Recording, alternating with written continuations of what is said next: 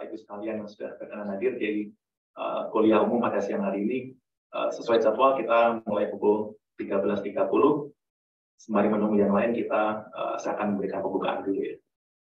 Oke, saya akan bahasa Indonesia dulu ya. Nanti we're gonna have discussion in English. But for the beginning, let's start with Indonesian. Oke, pertama terima kasih bagi Bapak Ibu dosen di sini yang sudah berkenan hadir, Mas Valen, kemudian Mas Taika yang dari US sedang PhD sudah berkenan hadir, ada Amanda yang nanti juga akan melakukan eksperimen katanya nih. Dan juga teman-teman mahasiswa dan Bapak Ibu yang tidak bisa saya sebutkan satu. Terima kasih sudah datang di sini. Kita akan mendengarkan presentasi dari Katharina Werner dari University of Werner or Werner, what should I? Kalau bahasa Jerman, Werner.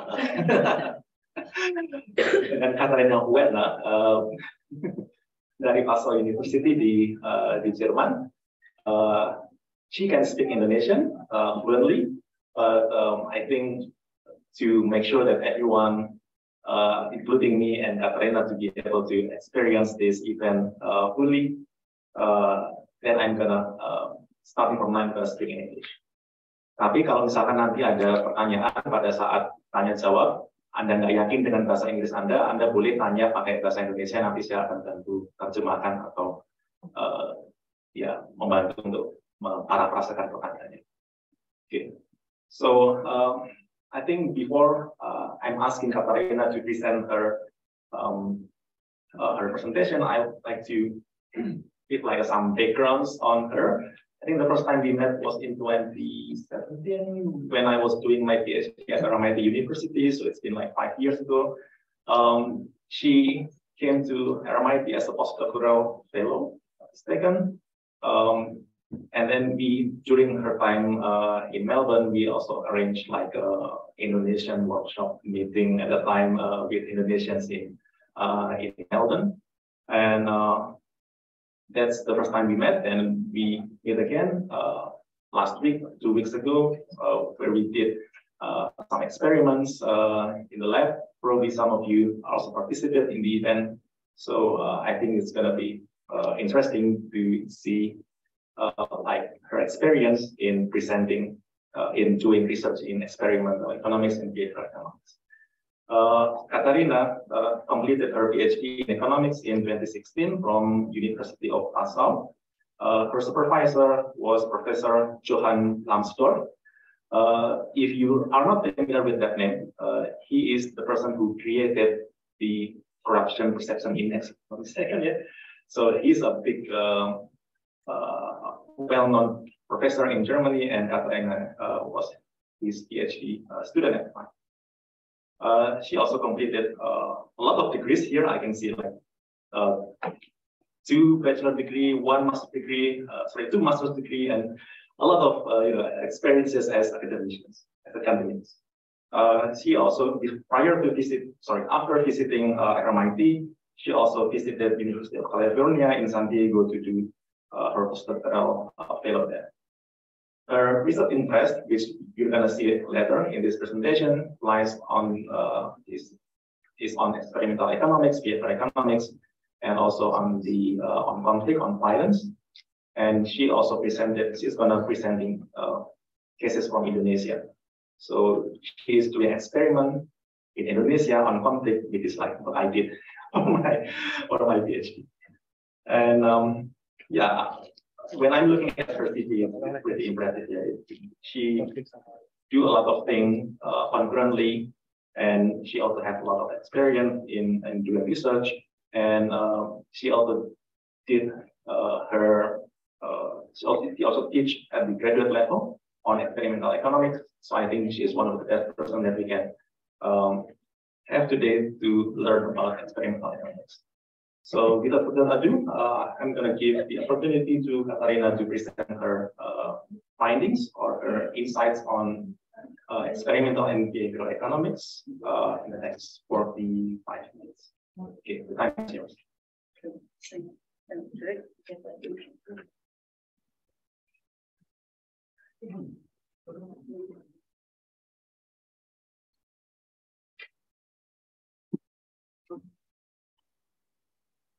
Okay, terima kasih, Rian. Yeah, hi, thanks for having me. I'm excited to be here today. As you already said, my name is Katharina, and I'm going to present like a combination of my work. That's what I was asked to do. So I'm going to present 3 papers today. I hope we'll manage to finish in time. So as he already mentioned, I picked the ones that I ran in Indonesia, or at least partly in Indonesia, because I thought this was going to be most interesting for all of you. So I'm going to try to answer 3 big questions today. One is, how does exposure to violent conflict affect trust? The second piece of research will deal with the question, can contact between groups help to restore cooperation and trust after a violent conflict? And the third one is on the project that I've just run here, and I'll show you some very preliminary first results. It is on which forms of punishment are efficient in combating corruption. Yeah, so let me start with the first one. How does exposure to violent conflict affect trust? Just to give you a rough idea of the motivation and the current literature, it has been well established that interpersonal trust is crucial for the functioning of societies and for development and for democracy. And it's even more important after a violent conflict, because people need to trust each other in order to cooperate, to rebuild their communities, and so on. So measuring trust after a violent conflict can be an important indicator of the potential for peace and reconciliation. And there is already some literature that tries to answer the question on how exposure to violent conflict affects various forms of social capital and trust. There is a negative and more traditional point of view that claims, which is probably the most intuitive thought, if you have experienced violence, which is a very negative thing, this could negatively affect trust in general. But there are also some more recent findings that show that societies that were affected by violent conflict even can show some increased forms of social capital. So more collective action and so on.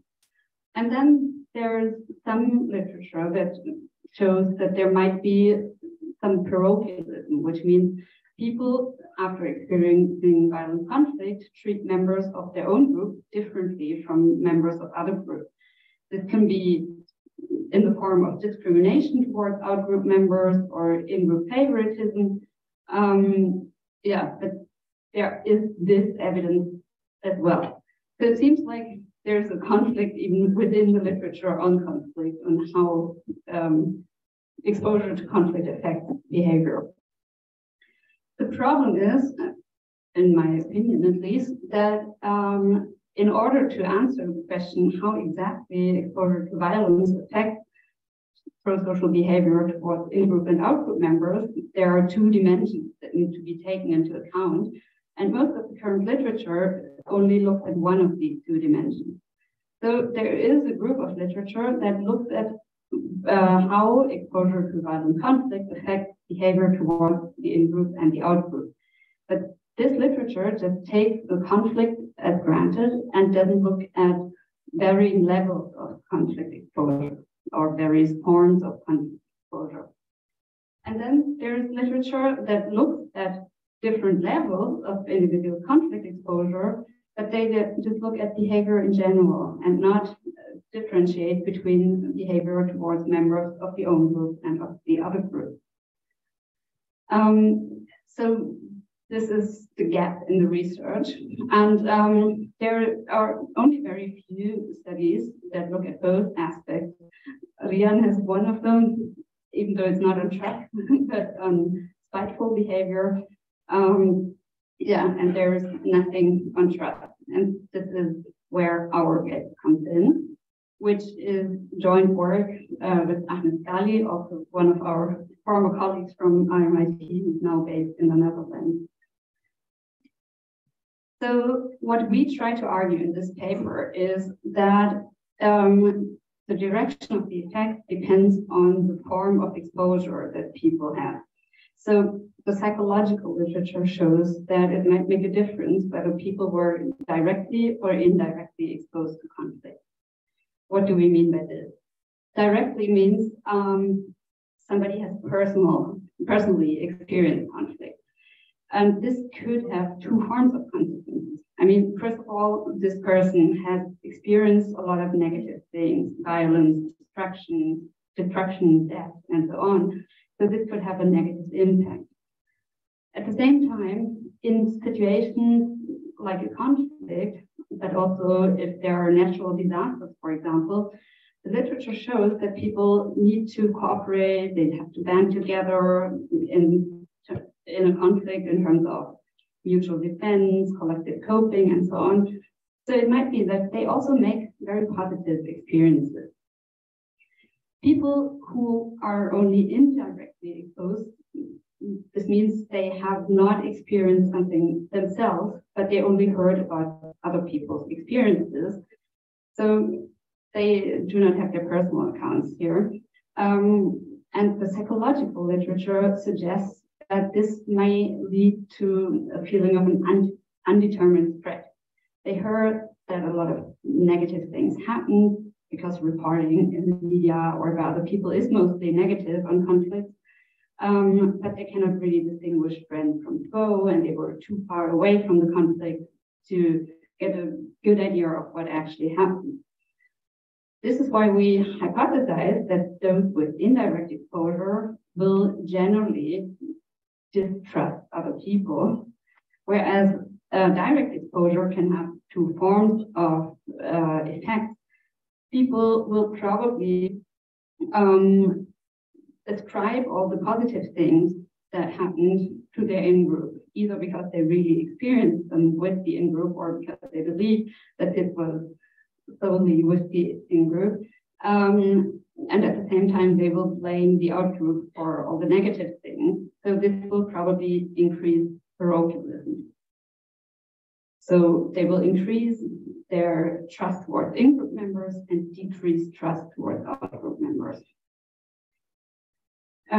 So the idea with the indirect exposure also finds support by some anecdotal evidence from Germany, from my home country, because in Germany, there is a generation of people born after World War II, so they did not directly experience World War II, who call themselves the grandchildren of war.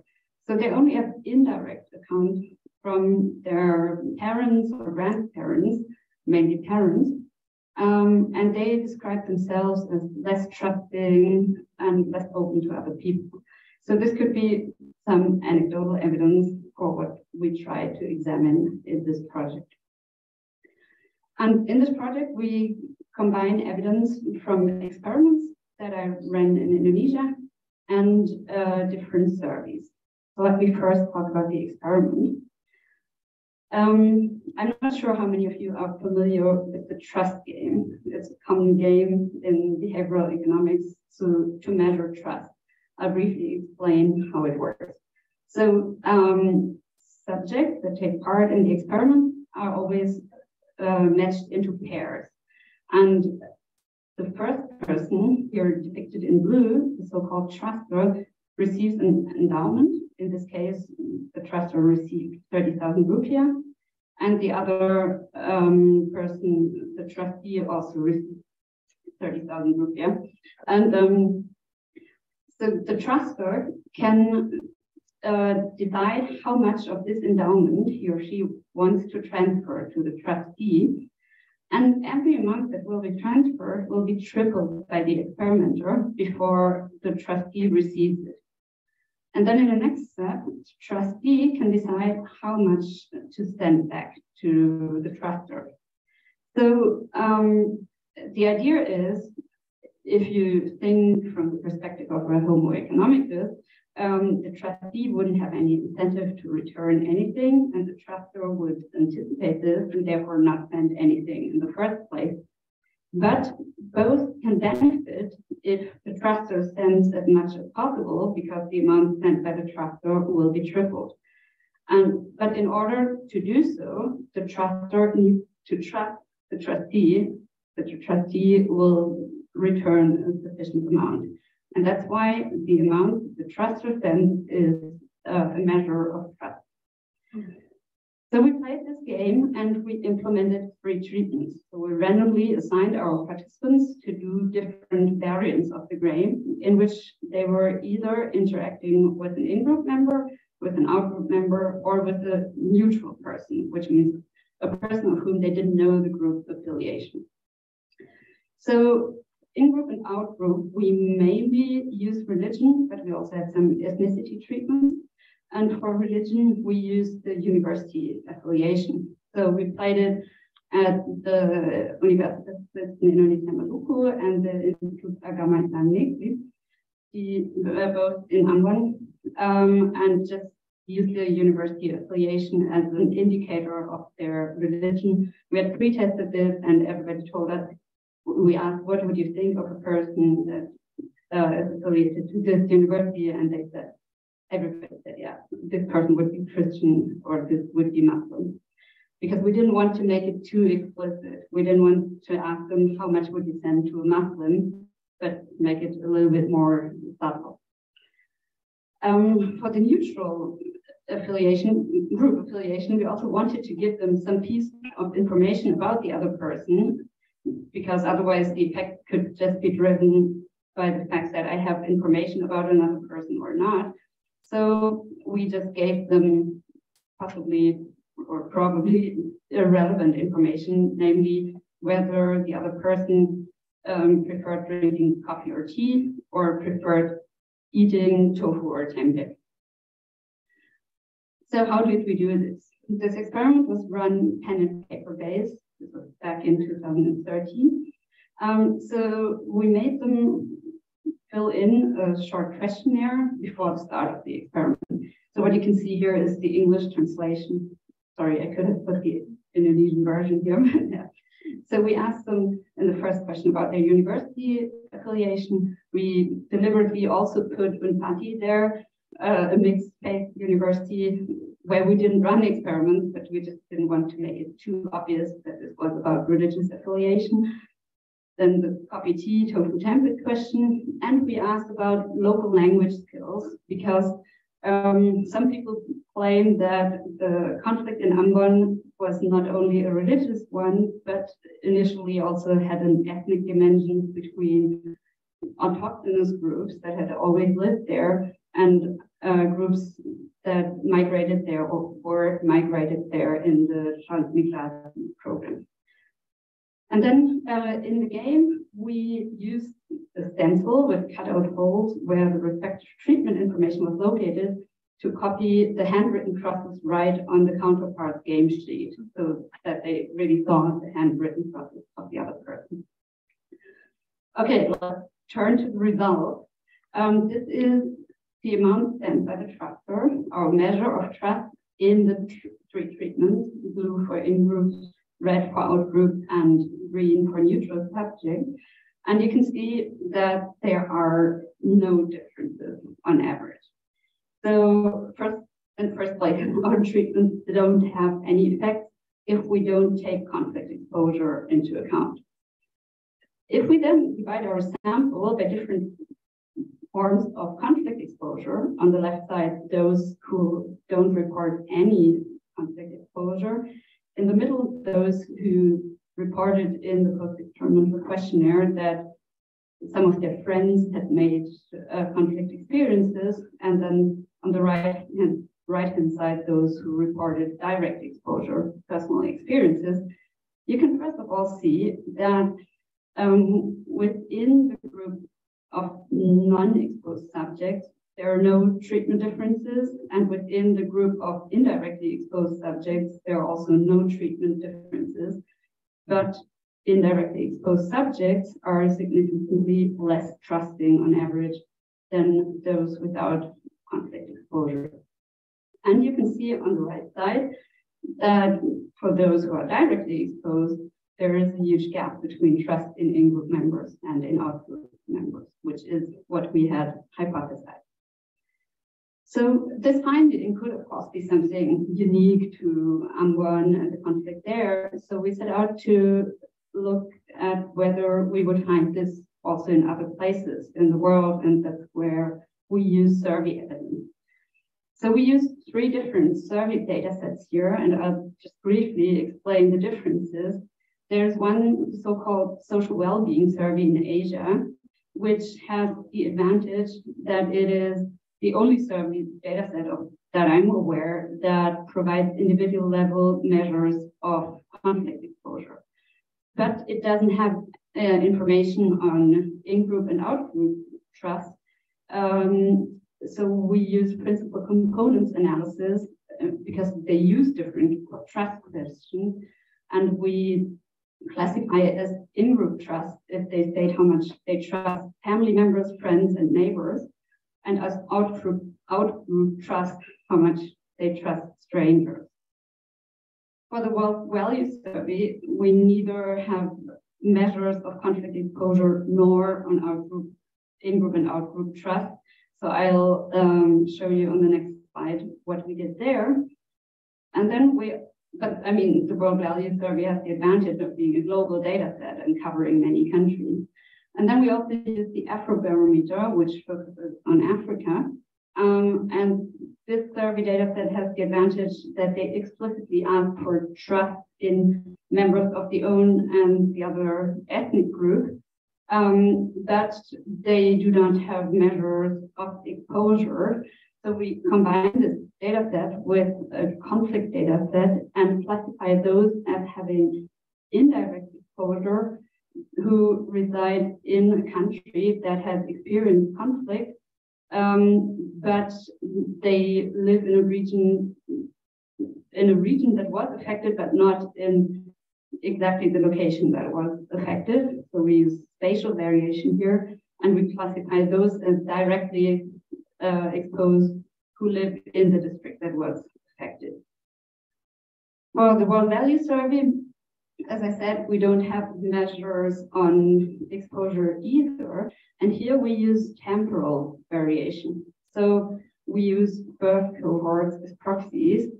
So we classify subjects as potentially directly exposed if they live in a country that was affected by conflict and they were born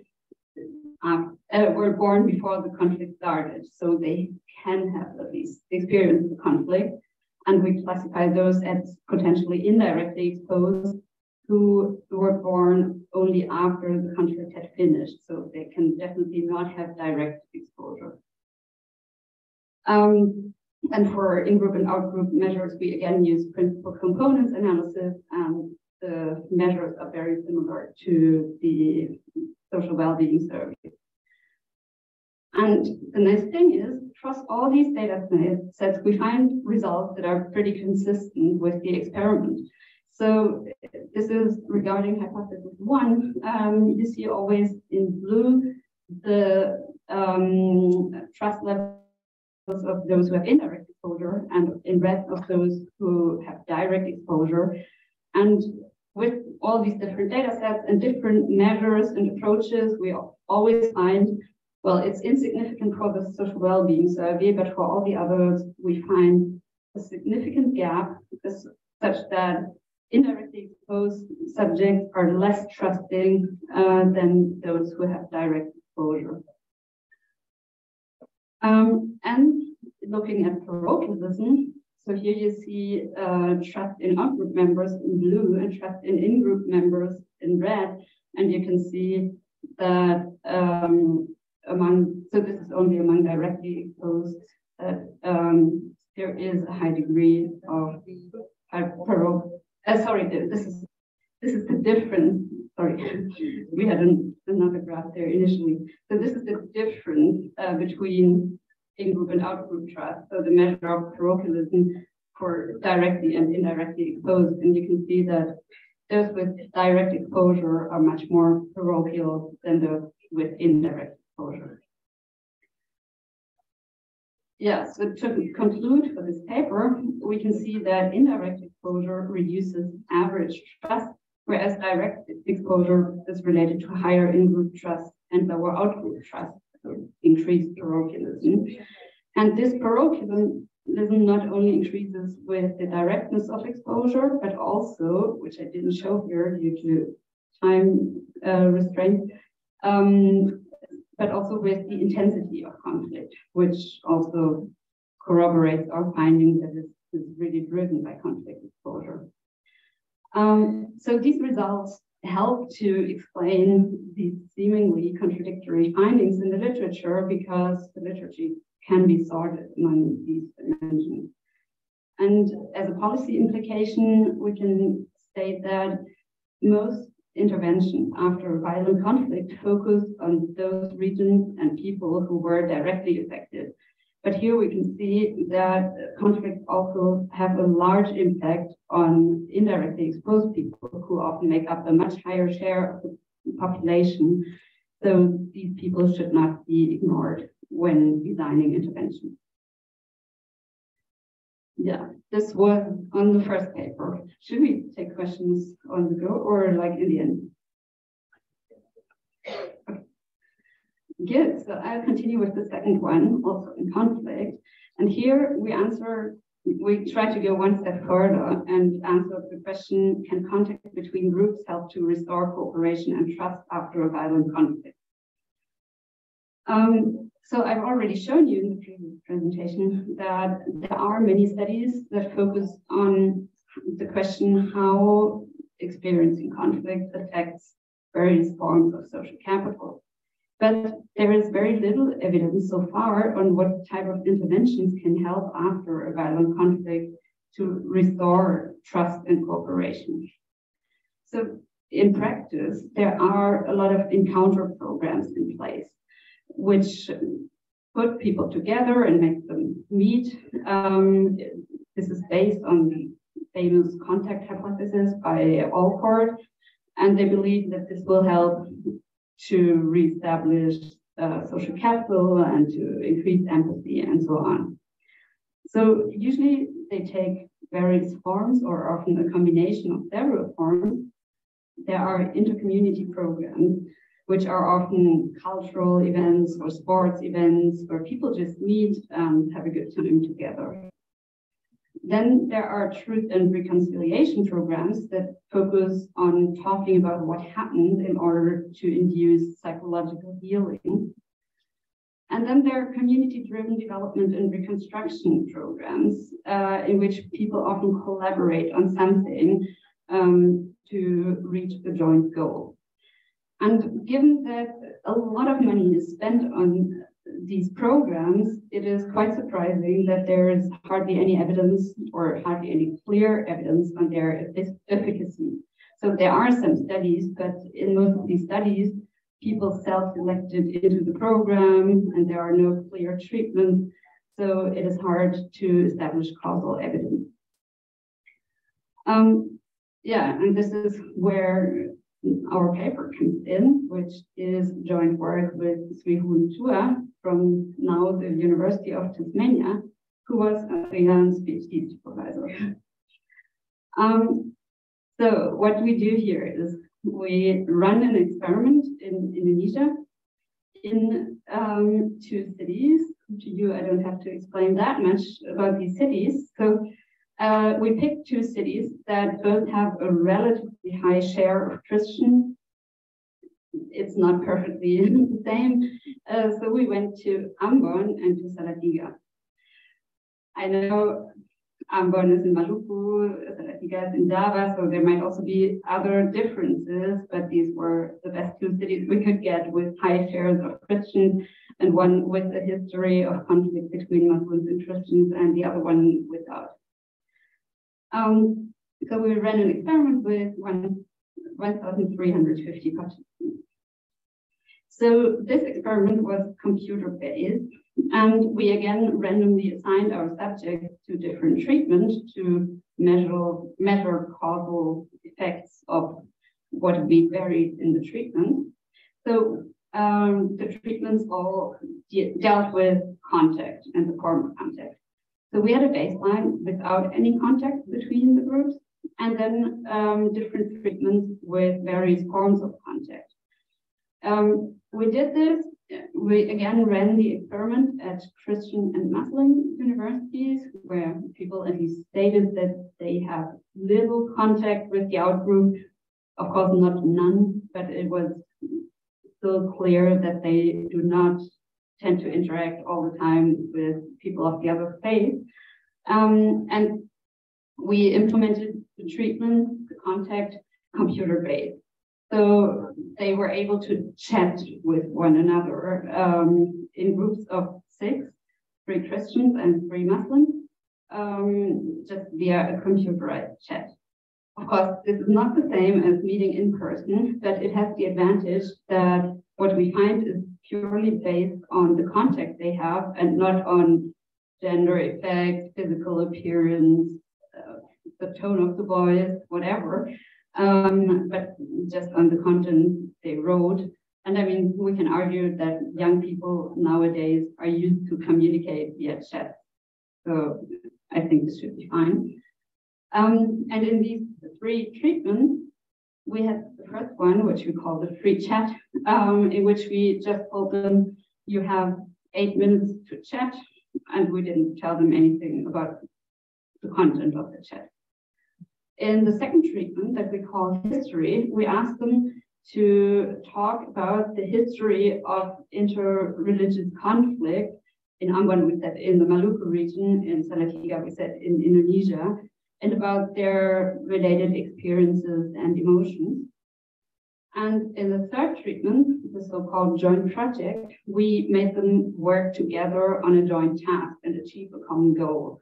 So we designed a puzzle for which they all had different pieces of information, so they had to communicate in the chat in order to solve the puzzle.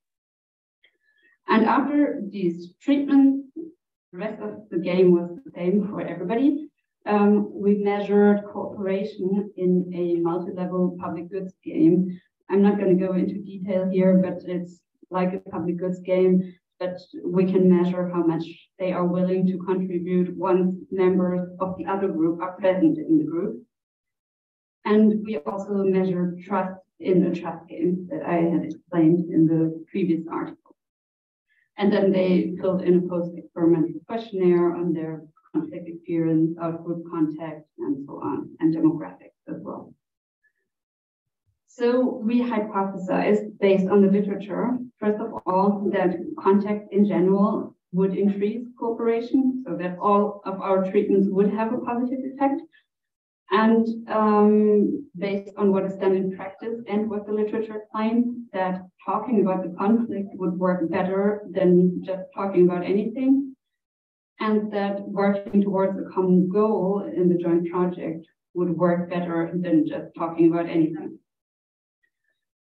So let's look at the results here. You can see the measure of cooperation. The picture is pretty similar for trust, so I'll just look at cooperation here. In gray for the baseline, in red for the free chat, in green for the talking about the history of conflict, and in yellow for working on the joint project. So first of all, if we look at the average of our 3 treatments, there is a slight increase in cooperation, but it is not significantly different from the baseline, which means on average, just any form of contact doesn't have any positive effect. Then if we look at talking about the history of conflict, in green, you can see that the bar is equally high as the gray bar. So talking about the history of conflict does not significantly improve cooperation. The yellow bar for the joint project is slightly higher, but it is not significantly higher than the gray one. So even working in a joint project does not significantly increase cooperation.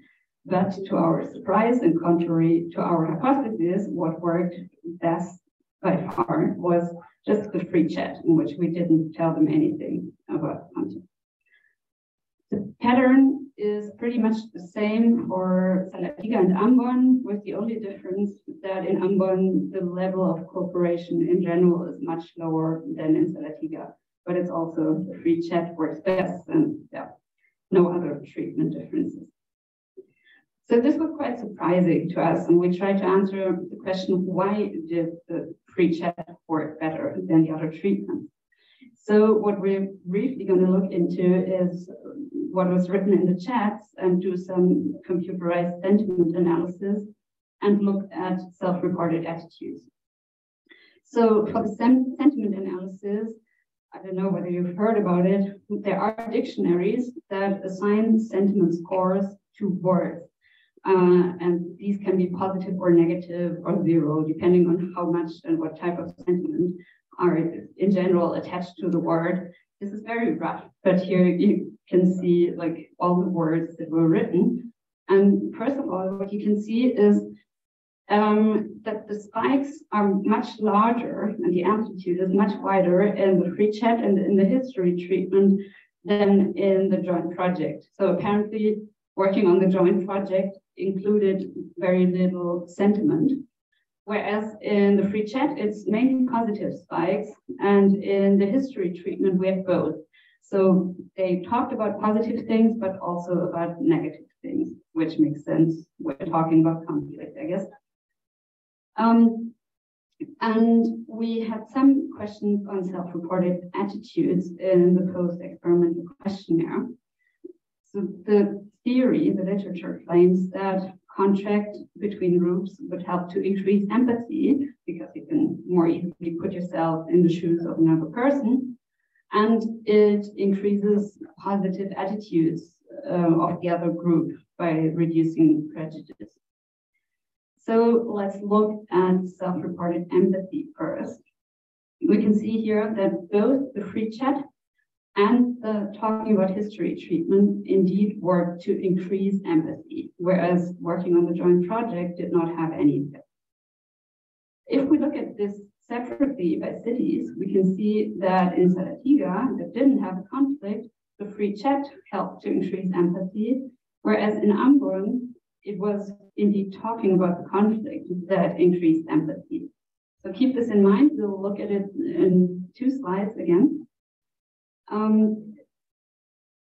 And then for positive attitudes, we can see that talking about the conflict helps to increase positive attitudes of the other group. And this is solely driven by Salatiga, not by Ambon.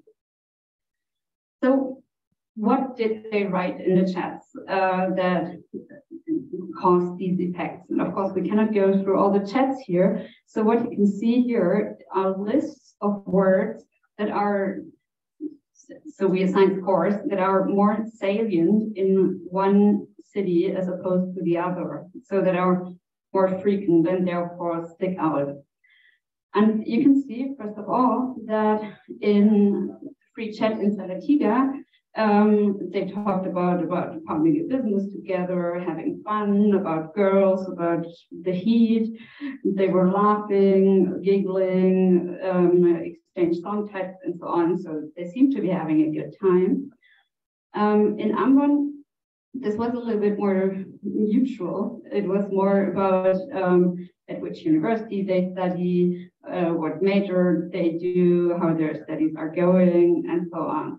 So this could explain why Salatiga had a positive effect in the free chat. And then, more importantly, the question, because this was so puzzling, that history increased a positive attitude, so talking about the history of conflict, increased a positive attitude in Salatiga, but increased empathy in Ambon. And I think even from these few words, you can see that the way they talked about the conflict was very different. So in Salatiga, it was in a rather normative way and in a more positive way. So they talked about Fantasila, things like these. They had they talked mostly in the third person.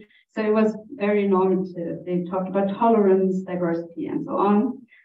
In Ambon, it was more personal. They talked about their own experiences, about emotions like fear, what they felt, about incidents that happened, and so on. So this probably explains why this increased empathy in the other person. Yeah, so this was just very brief to give you an idea of how these checks work. But we can conclude that contact may indeed help to enhance cooperation after a violent conflict, but the type of contact and the circumstances do matter. So in both cities and across our subject pool, free communication works best. So this seems to be the safest option. And it seemed to work because people had a positive feeling there and it created a positive atmosphere. Working on a joint project, in our case, had only moderate positive effects. But I have to admit that the task that we had given them, the puzzle, apparently was a little bit too hard and hardly any of the groups solved it. So it might depend also on whether people can succeed in a joint project, but this would be an avenue for future research. Bringing up prior conflict is not always promising. I mean, you saw there the increased empathy in Ambon, so it had some positive effects, but it rather seemed to be detrimental in Salatiga.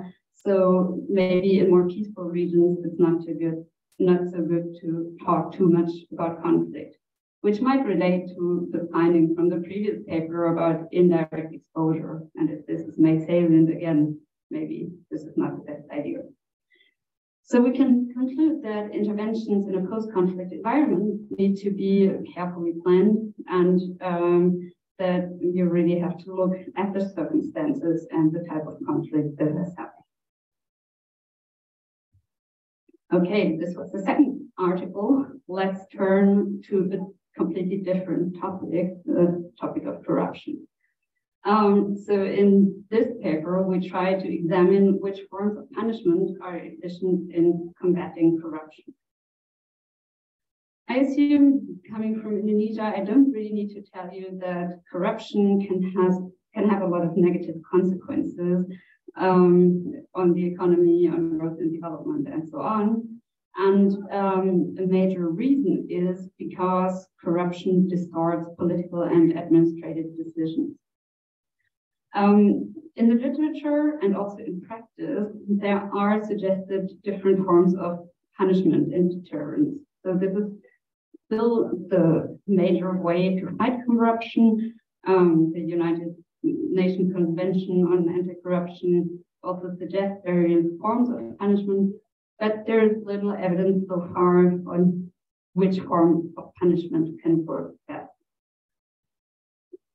Another problem is that is being raised by practitioners in the development aid sector, who often say in developing countries, in the public sector, the major problem is not necessarily fighting corruption, but getting people motivated to work and to do their work well.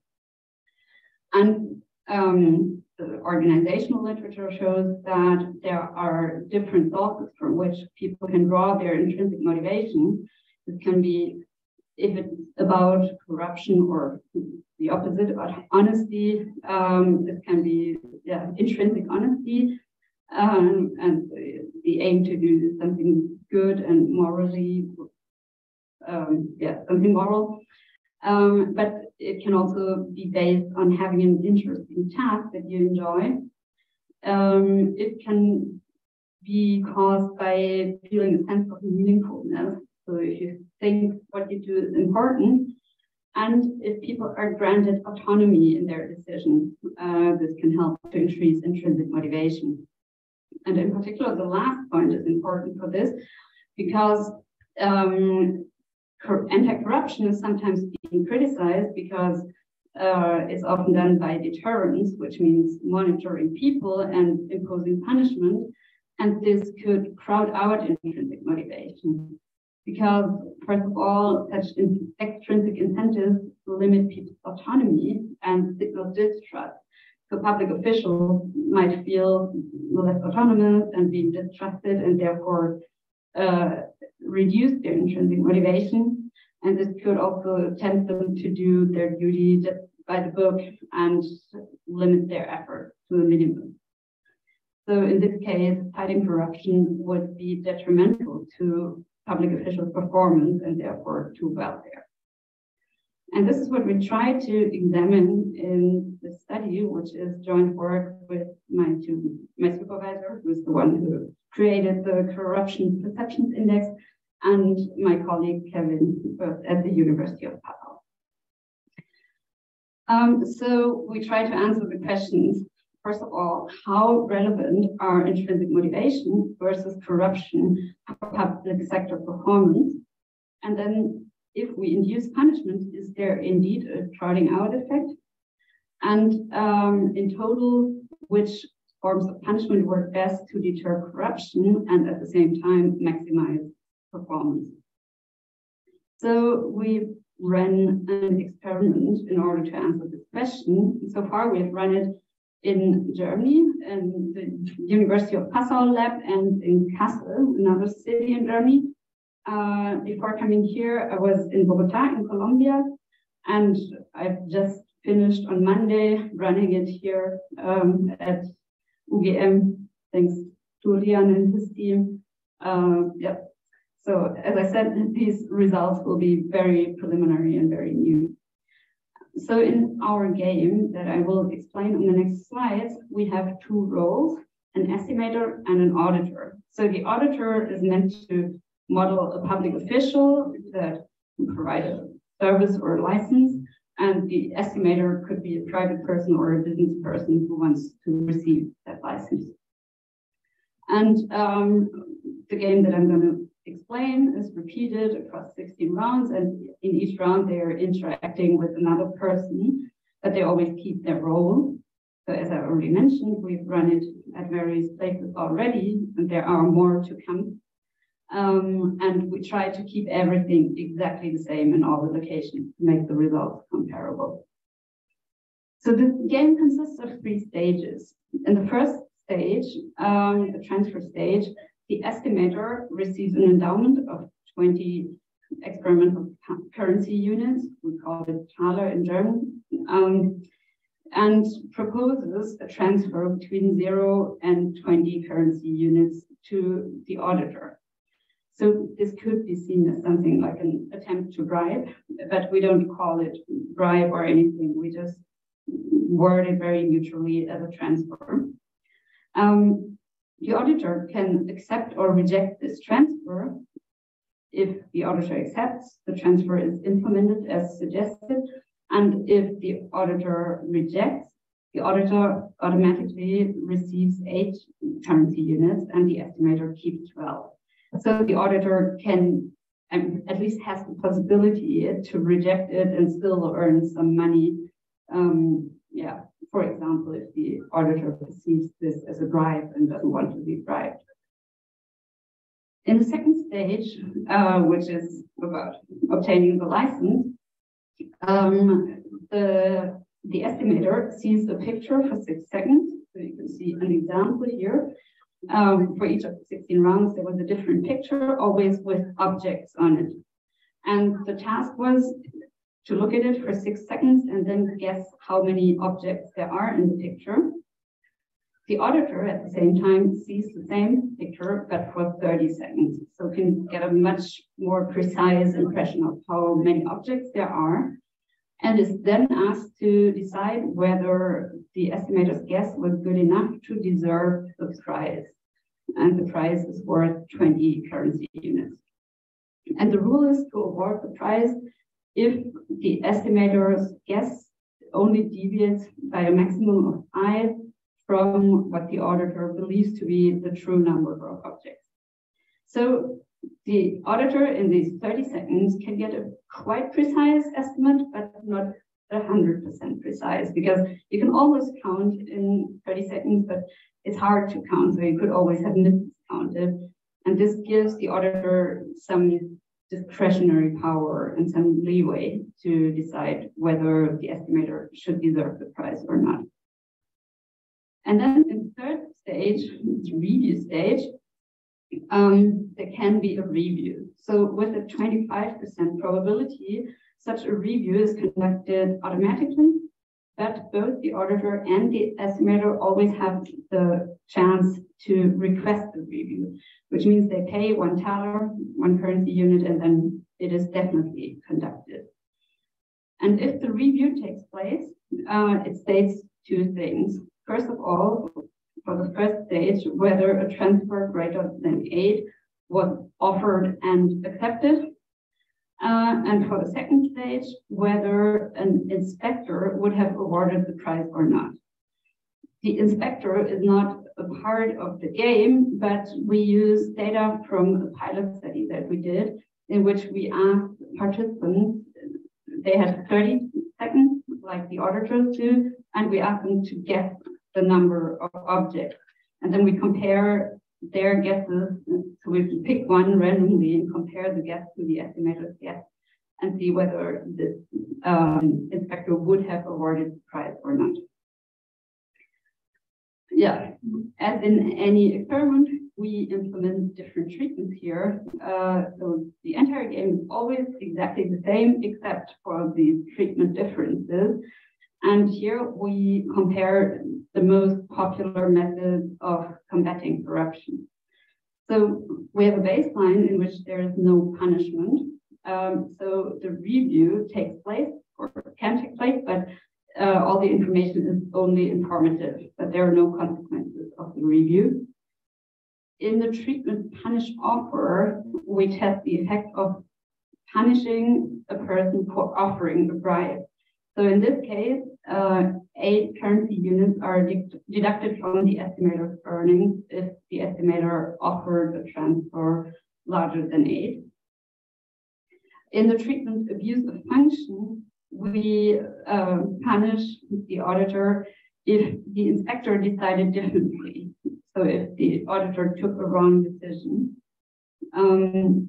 In the treatment punish exempt, the auditor is punished for accepting a bribe, which is often done also in reality. So 8 currency units are deducted from the auditor's account if the auditor accepted a transfer larger than 8. And the treatment nullity means that something that was unrightfully granted to somebody will be taken back if it's detected that the person did not deserve it. So in this time, the $20 prize will be taken away again from the estimator if it turns out that the inspector would not have awarded the prize. So as I said, everything else is completely the same, but the treatments differ only with these consequences of the review. So let's first look at the baseline. So far we have data from Germany, Colombia, and Indonesia, and I think that's quite interesting and funny. If we briefly look at the transfers paid or offered, they were contrary to our expectations. Highest in Germany, lower in Colombia, and lowest in Indonesia. So the attempt to bribe was significantly lower in Indonesia than in Germany. And these bribes, high transfers, were also less frequently accepted in Indonesia. At the same time, the deviation from the correct value, the deviation of the estimator's guesses from the correct value was equal across countries, which is good. So none of the results depend on how well they did in guessing. So let's first look at intrinsic motivation. An auditor who is intrinsically motivated should focus solely on the deviation of the estimator's guess from the true value when awarding the prize.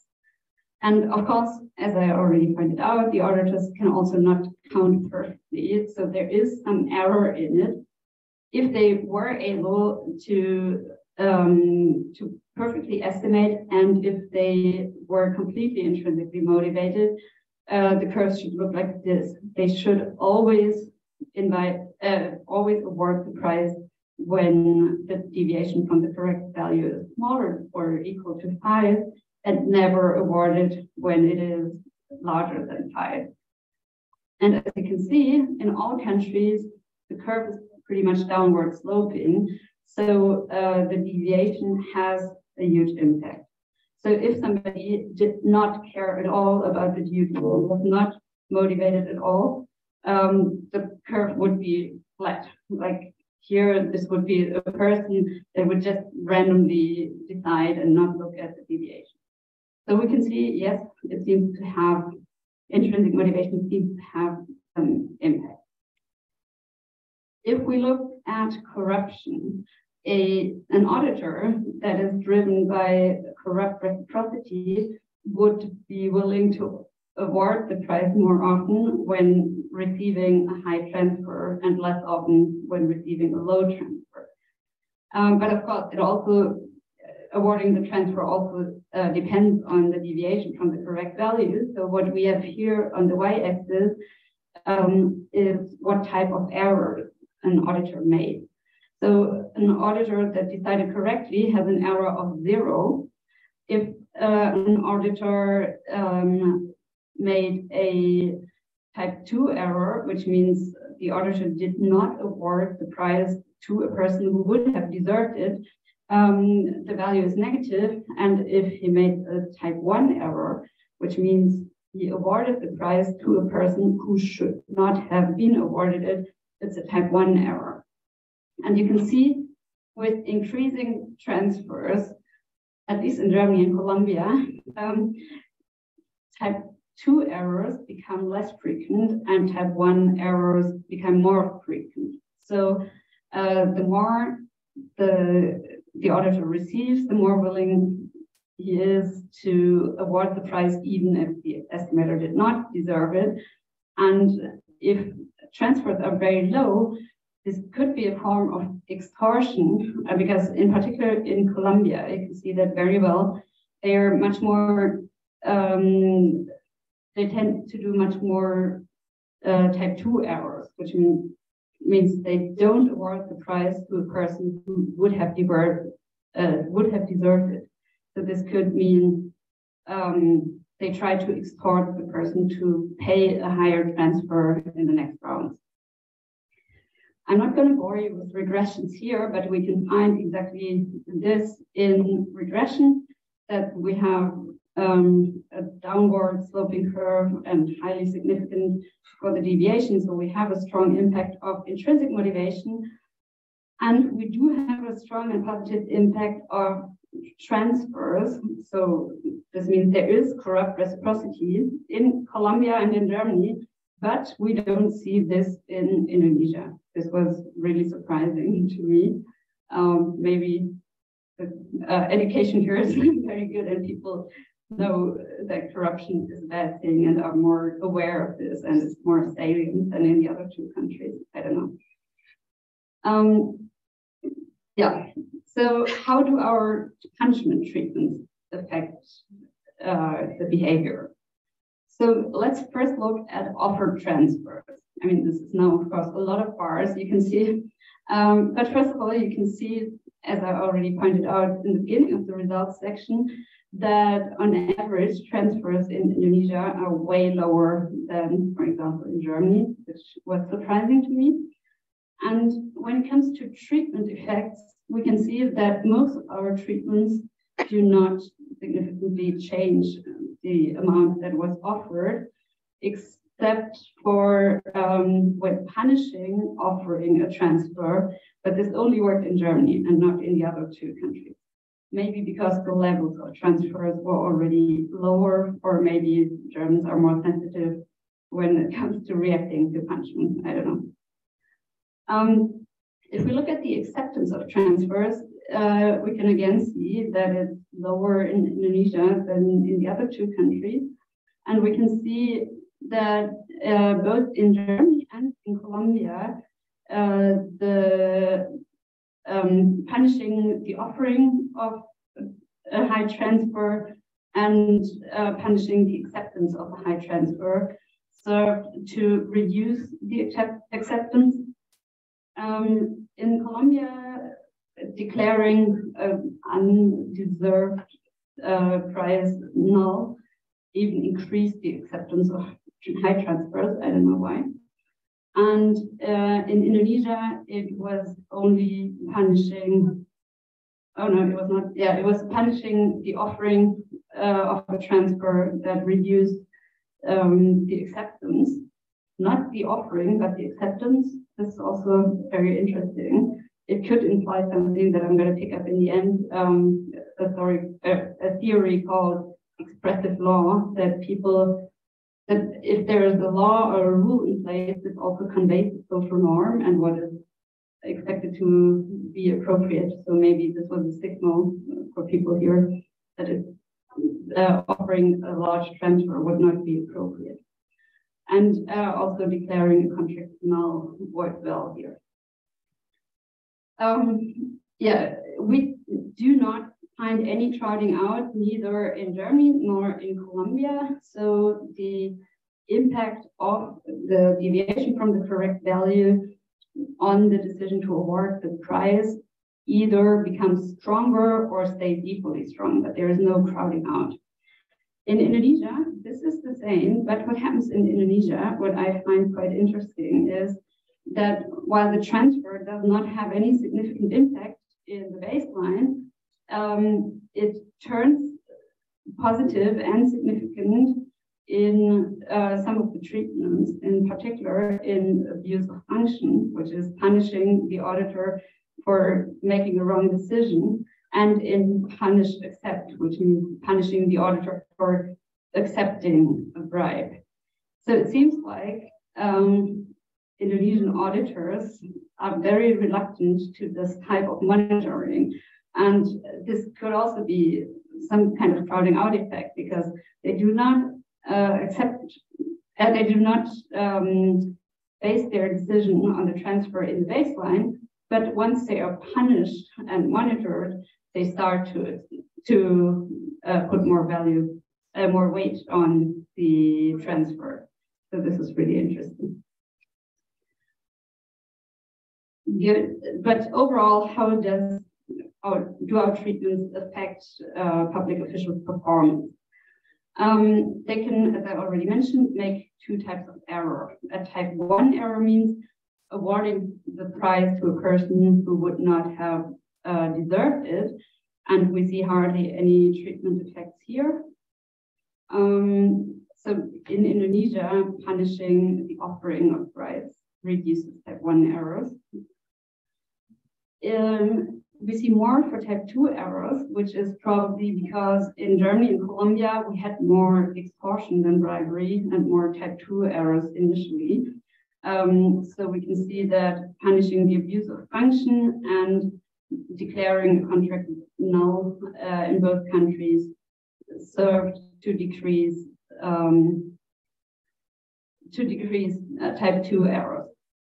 And if we look at errors in total, like in this case, 0 means an auditor did not make any error, and 1 means there was an error, no matter of what type. We can again see that punishing the abuse of function and nullity seems to work best.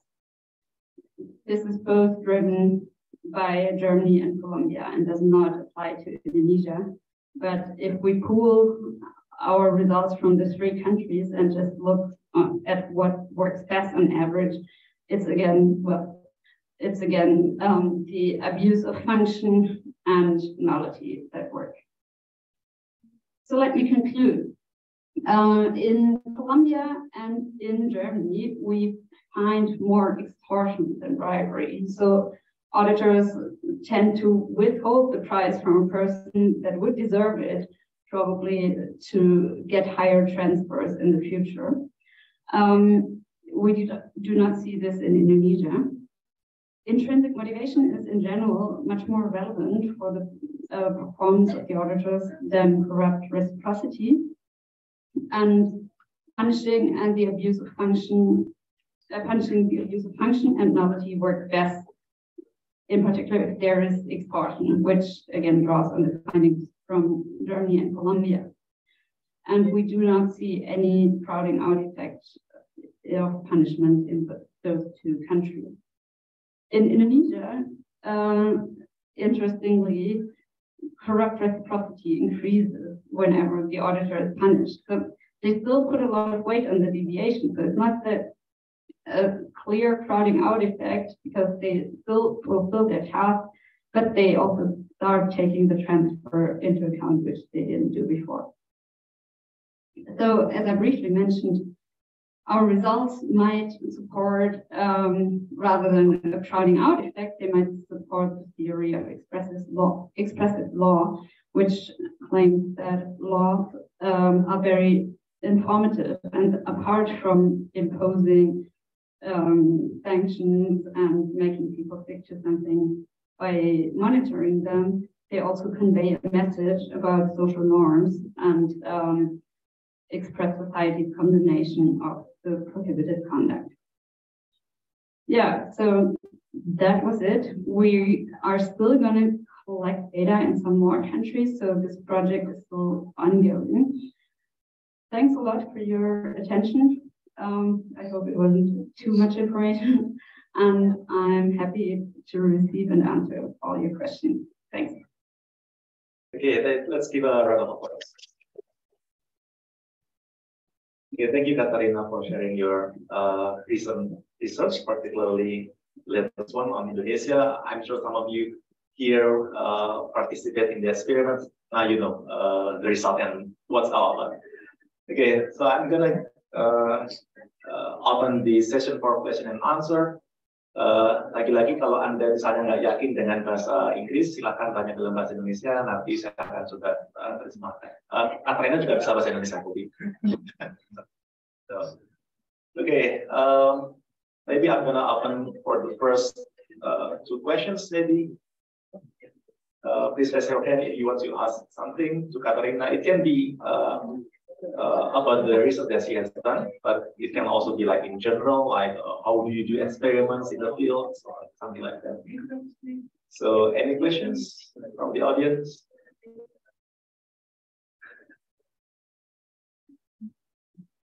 No? It seems that your presentation is very, very clear that everyone knows about the about the research. Anyone?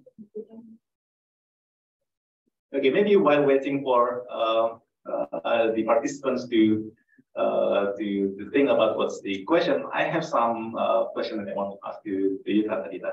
I think in the second research on empathy, I think that's yep.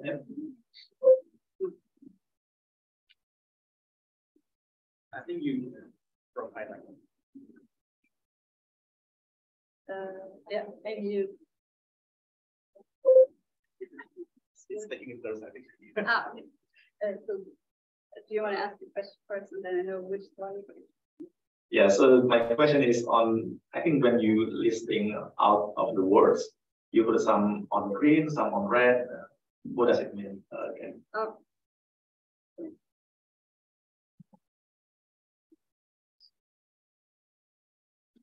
Okay. Yeah, sorry, I forgot to mention this. Where is it? So you mean these ones, right? Yeah. So this is based on the sentiment scores. So we translated all the chats into English because these dictionaries only exist for English language, and then there are different dictionaries that some people have created, I think also by the help of artificial intelligence or so, I'm not sure. And these dictionaries assign sentiment scores to every word that exists in a dictionary. I mean, of course, some words may have multiple meanings, so sometimes whether hot is generally negative, I'm not sure, but yeah.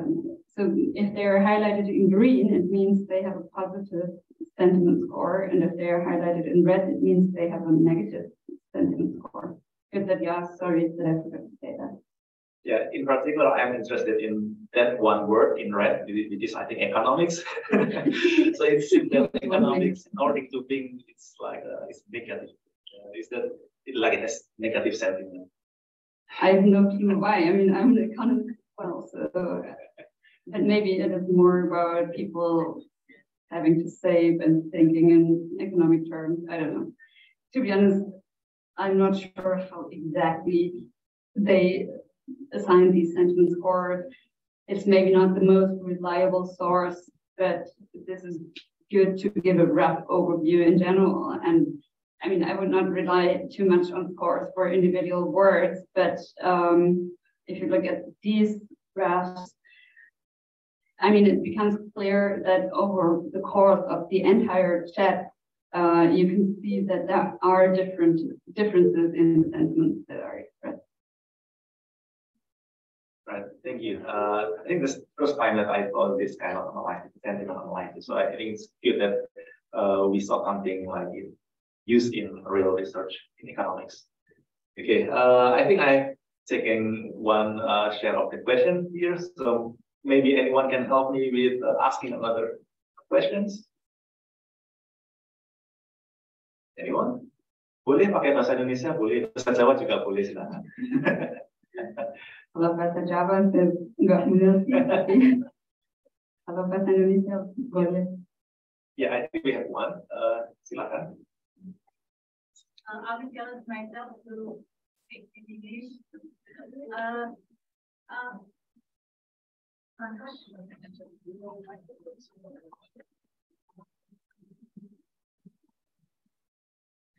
Thank you. I'm interested in your lab experiment about corruption, because some of my friends are become participant in that experiment. But I want, maybe this is just our curiosity or just want to know. As long as I know, but please correct me if I'm wrong.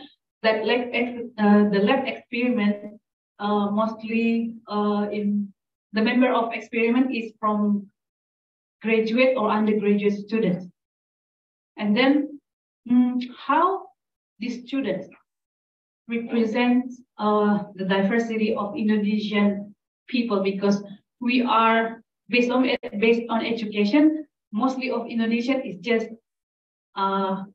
senior high school, maybe maximum, and with a lot of diversity in religion and also ethnic, etc. How this lab experiment can bring into conclusion about Indonesian in general. Thank you. Thanks. Yeah, this is a very good and important point, and relates to a general criticism of lab experiments, because it is often criticized that lab experiments lack so-called external validity. So it means that what we find may not necessarily be applicable to the real world. So to put it differently, an advantage of lab experiments is that we have very controlled conditions. So we can establish a causal link, because we know that everything was exactly the same, except for what we varied in these treatments. So this is an advantage, but then it comes with the disadvantage of that it's just an artificial game, that it's in front of the computer, that maybe the money they earn is not comparable to what you could earn in a corrupt deal, and that it's university students. So you could regard such a lab experiment as a minimum test of a theory and say, okay, we first can examine under very controlled conditions what might work best.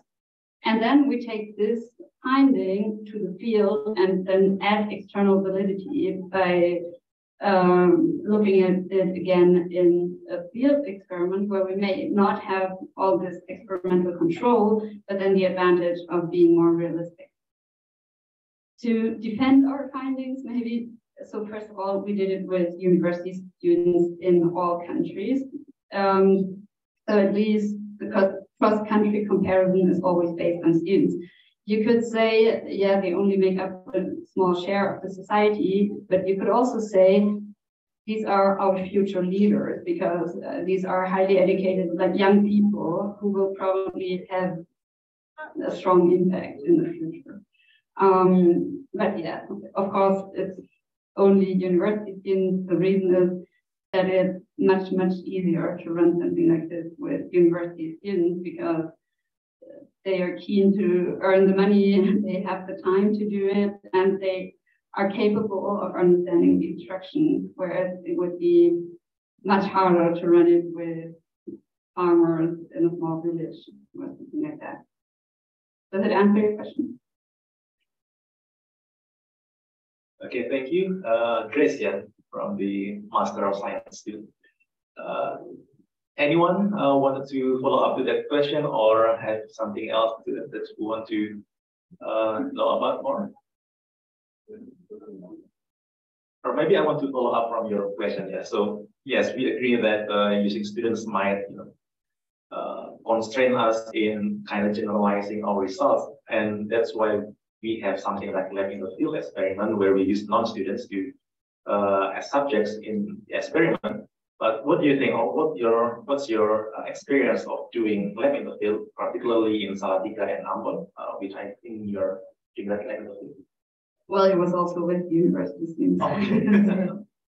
Yeah, I have once, for the very first experiment I ran, I have pre-tested it in a mall in Jakarta.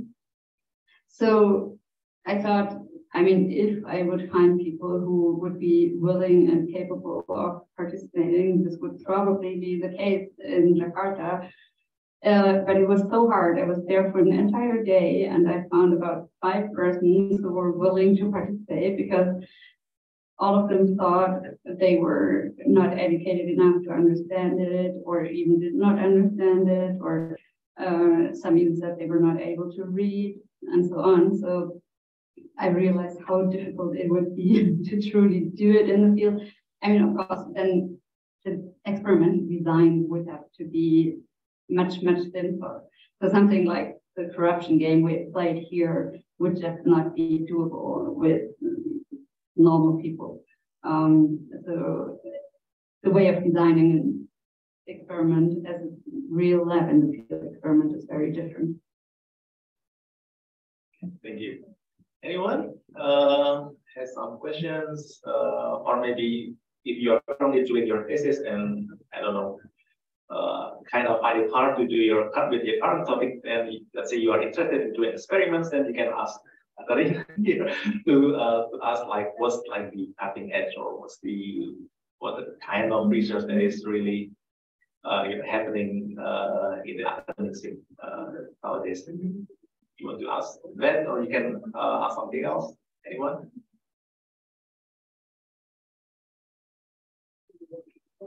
No? Amanda, maybe you want to ask something? Just a random. Okay, I actually have some curiosity regarding your third experiment in the corruption game. Thank you. Okay, Jack. In the third experiment, you have the review session, right? Is it like in the review, there was 25% chance? Is it chance to be caught that you do the corruption? Yeah, kind of. It depends on the treatment, or the consequences of being caught depend on the treatment.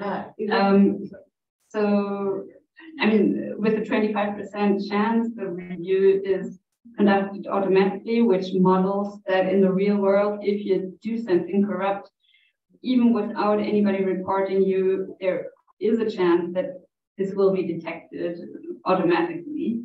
And then if the other person wants to take revenge on you, they can also ask for it, so they can report you. So it's voluntary or just automatically by the system?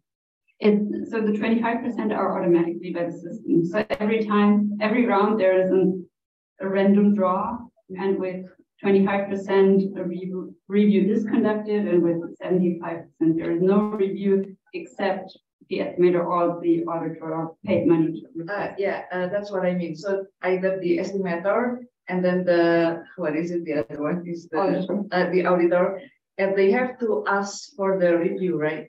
And they can pay one currency unit to ask for the review.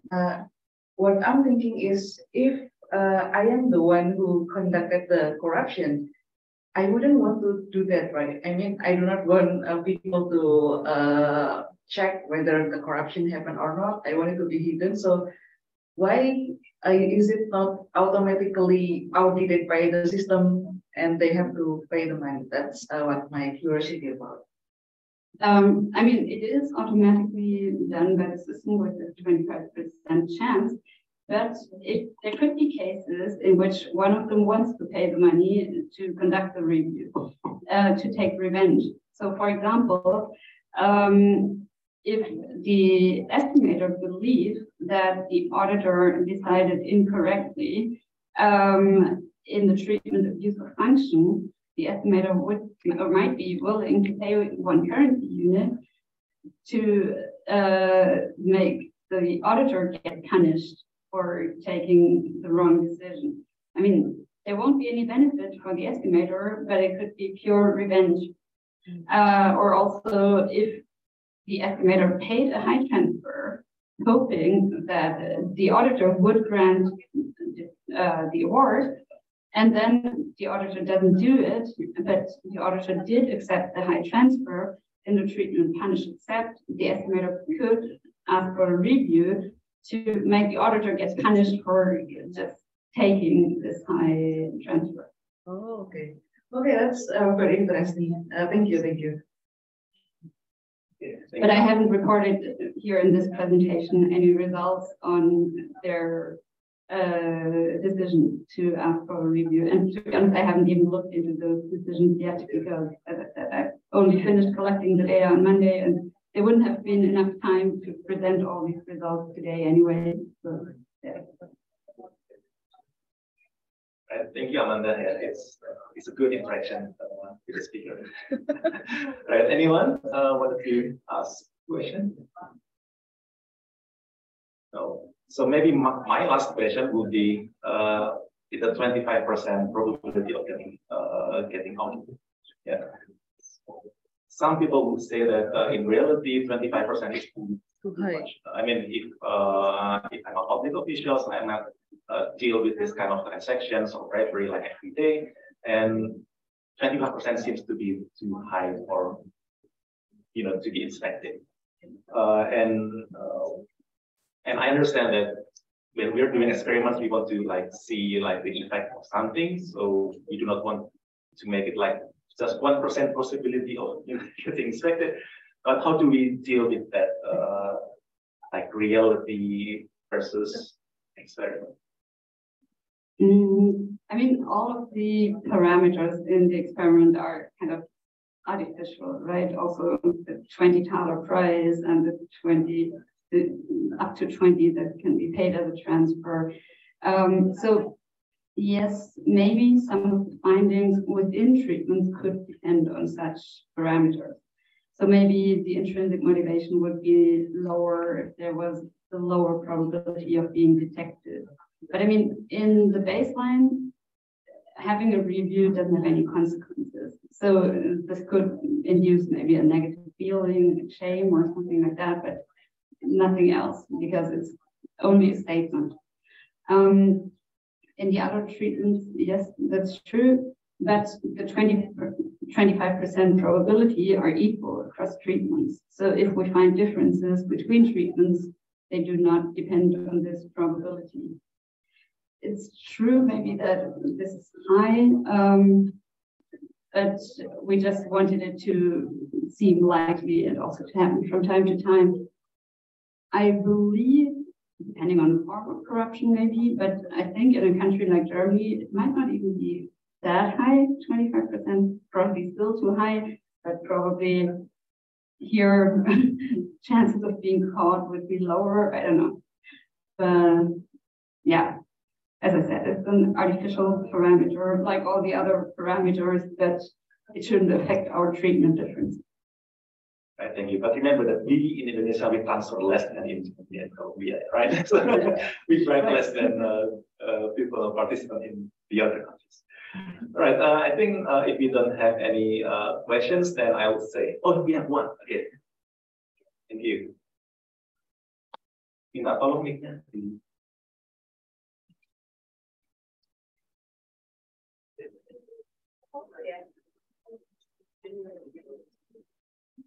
Assalamualaikum.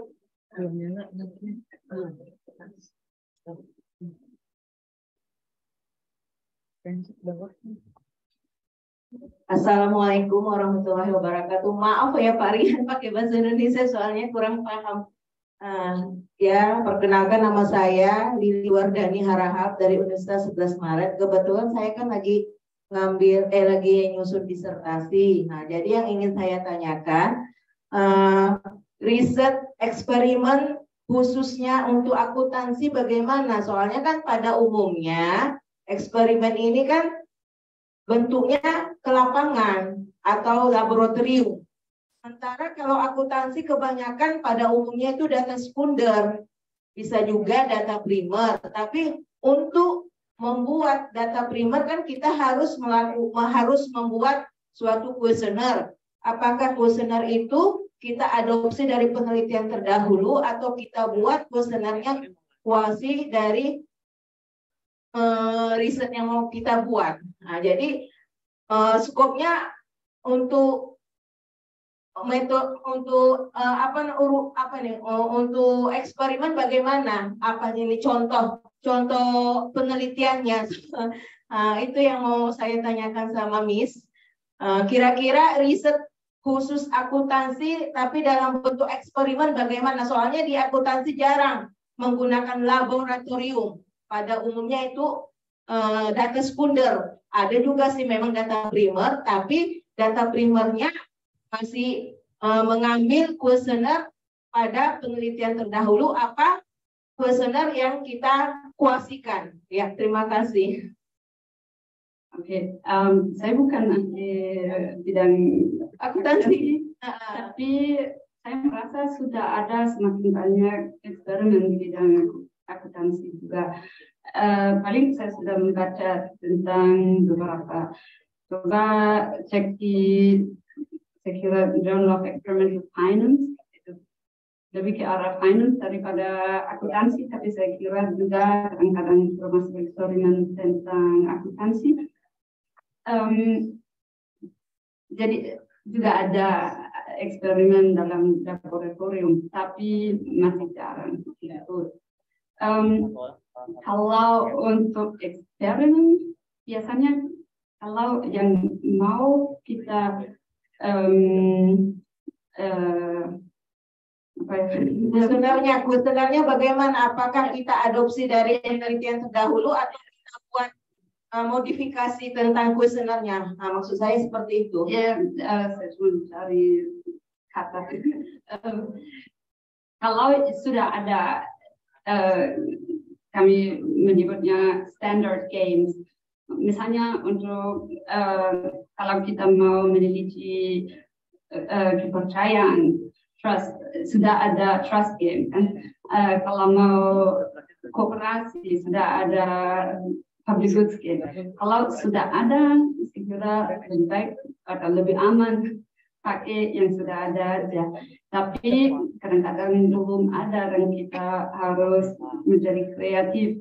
Kayak yang eksperimen itu tentang korupsi itu ya kita bikin sendiri. Dan saya kira sama dengan kuesioner. Kalau sudah ada kuesioner yang termasuk pertanyaan yang mau tanya, apalagi kalau artikelnya sudah diumumkan di sebuah jurnal yang tinggi dan bagus, lebih aman pakai pertanyaan itu aja karena sudah tahu bahwa akan berfungsi dan nanti juga lebih gampang kalau mau kirim artikelnya ke sebuah jurnal bisa ada defense bahwa sudah dipakai. Tapi terkadang belum ada, jadi kita harus bikin pertanyaan sendiri. Berarti termasuk kinerja keuangan juga. Kuesionernya kita adopsi dari penelitian terdahulu. Ya, saya kira kalau ada selalu lebih aman mengadopsi dari penelitian terdahulu. Cuma kalau belum ada, kita bikin sendiri. Berarti bisa diambil dari penelitian terdahulu atau juga kuasi ya, kita modifikasi kuesionernya.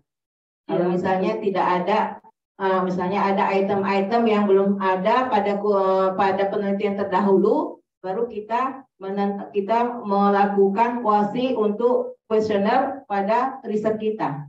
Oke, terima kasih banyak, Miss Arlesun kok penjelasannya. Terima kasih. Mungkin saya hanya menambahkan sedikit. Jadi tidak semua penelitian harus ada eksperimennya itu sebenarnya. You don't have to do experiment. Kalau mau menggunakan survei data seperti yang Katharina juga lakukan, boleh silakan. Tadi juga sudah disampaikan memakai eksperimen, strong internal validity, but weak in external validity. Jadi ada banyak pros and cons dari kita melakukan eksperimen. Dan kalau kita misalkan menggunakan eksperimen, tadi yang sudah disampaikan, kita bisa menggunakan existing atau standard games yang sudah sering digunakan agar tidak menimbulkan pertanyaan nanti saat misalkan di review di artikel di jurnal misalnya. Tapi kalau memang tidak ada, ya kita bikin sendiri. Oke, ada yang pertanyaan yang lain yang ingin ditanyakan? Ya, silakan.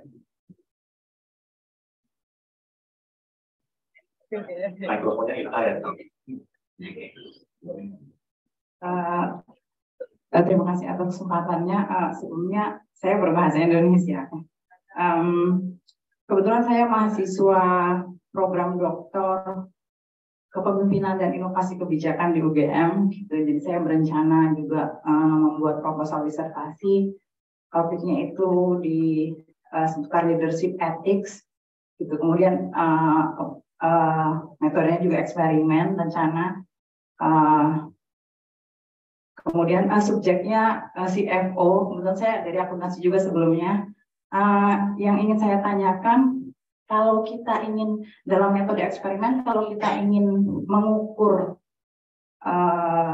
karakter subjek yang dari internal, itu apakah sebaiknya kita menggunakan skala Likert atau embedded atau ada di dalam skenario game eksperimen? Lebih baik yang mana?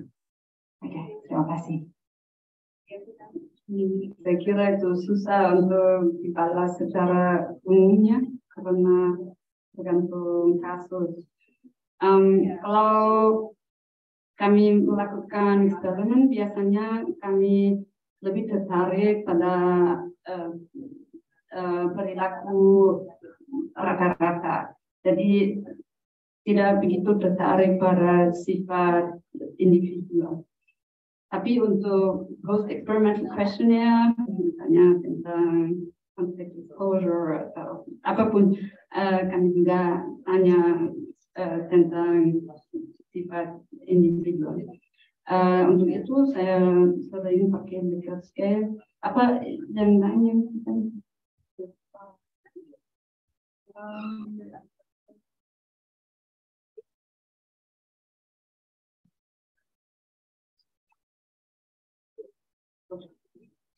Sudah atau masih ada ini?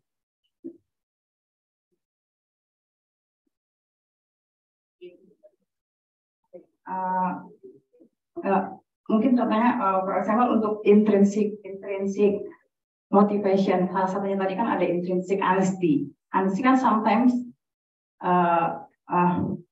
susah untuk, kan kita tahu behavior itu situasional, tidak ada sesuatu yang pasti gitu. Jadi ketika kita mengukur